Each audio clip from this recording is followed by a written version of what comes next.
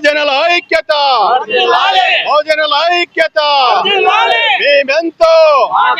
మేమెంతో కాంశీరామయ్య గారు చూపిన దారి, కాంశీరామయ్య ఆలోచన విధానాన్ని, కాంశీరామ్ ఆలోచన విధానాన్ని కొనసాగిద్దాం. ముందుగా అందరికీ జై భీమ్. 1934లో పంజాబ్లో మరి కాంశీరామ్ గారు ఆ రోజు జన్మించారు. మరి ఈరోజు ఆయనకి దేశవ్యాప్తంగా ఘనంగా అన్ని సామాజిక వర్గాలు, బహుజనులు అంతా ఎంతో ఘనంగా ఆయనకి నివాళులు అర్పిస్తున్నారు. మరి అందులో భాగంగానే అనంతపురం జిల్లా నుంచి ఆల్ ఇండియా బిఎస్పి నాయకత్వంలో ఈరోజు మేము కాంశీరామ్ గారికి ఘనంగా నివాళులు అర్పిస్తూ మరి మేము ఒకటే ఈ సమాజంలో అడుగుతుండేది, ఈ భారతదేశంలో మరి 100% ఉన్న జనాభా మరి మాకు స్వతంత్రం వచ్చి 79 సంవత్సరాలు దాటిపోతున్నా ఇంతవరకు మాకు అన్ని రంగాలలో పూర్తిగా వెనకబడిపోతున్నాము.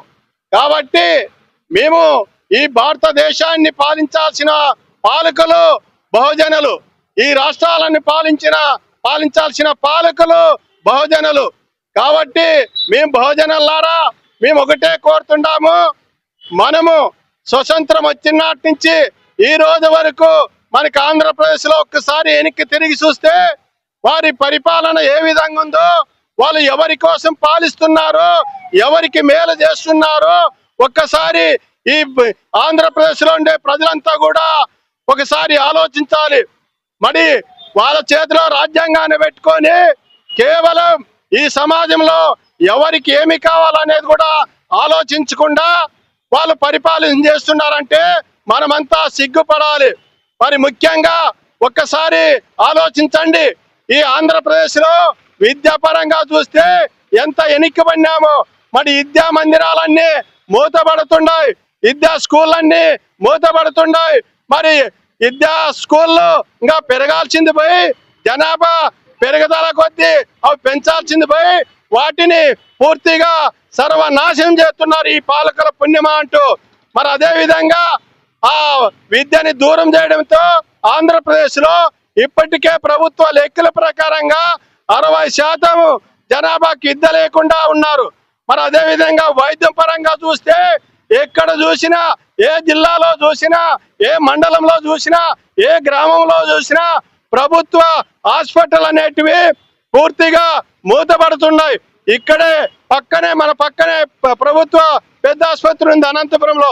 ఈ ఆసుపత్రిలోకి వెళ్ళి చూస్తే రోజు ఒక కథనం, రోజు ఒక స్టేట్మెంట్లు. అక్కడైతే డాక్టర్లు ఉంటే నర్సులు ఉంటే డాక్టర్లు ఉండరు. మరి వాళ్ళందరూ ఒకవేళ కొద్దిమంది వచ్చినా కూడా అక్కడ మెడిసిన్స్ ఉండదు. మెడిసిన్స్ ఒకవేళ వచ్చినా కూడా అక్కడ ఎటువంటి పరికరాలు తెప్పిస్తారు తప్ప దాన్ని మూలబెట్టి పూజ చేస్తారు ఈ పాలకుల పుణ్యమా అంటూ. మరి విద్య అనేది ఆపాకరంగా నాశనం చేస్తున్నారు. వైద్యం అనేది అందకుండా పేద ప్రజలకి అస్సలు దూరం చేస్తూ కాటికి కాలు జాపే విధంగా ఈ పాలన కొనసాగుతుంది. కాబట్టి మేము ఇప్పటికైనా ఈ రాష్ట్ర ప్రభుత్వాలకి, కేంద్ర ప్రభుత్వాలకి మేము తెలియజేసేది ఒకటే, ఖచ్చితంగా విద్యకి, వైద్యంకి, రైతులకి మీరు పెద్దపీట వేయకపోతే రాబోయే రోజుల్లో మేము ఆంధ్రప్రదేశ్ అంతా కూడా పూర్తి స్థాయిలో మేము ఒక చైతన్య రథయాత్ర పెడుతున్నాము.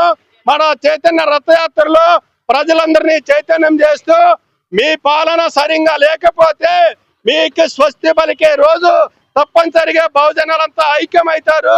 రాబోయే రోజుల్లో బహుజనుల పాలన ఎలా ఉంటుందో ఒక్కసారి అధికారం వస్తే మేము చూపిస్తాము.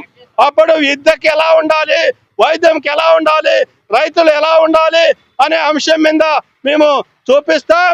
ఇండస్ట్రీలు తెస్తాం. మేము తప్పనిసరిగా అందరికీ ఉద్యోగ భద్రత కల్పిస్తాం.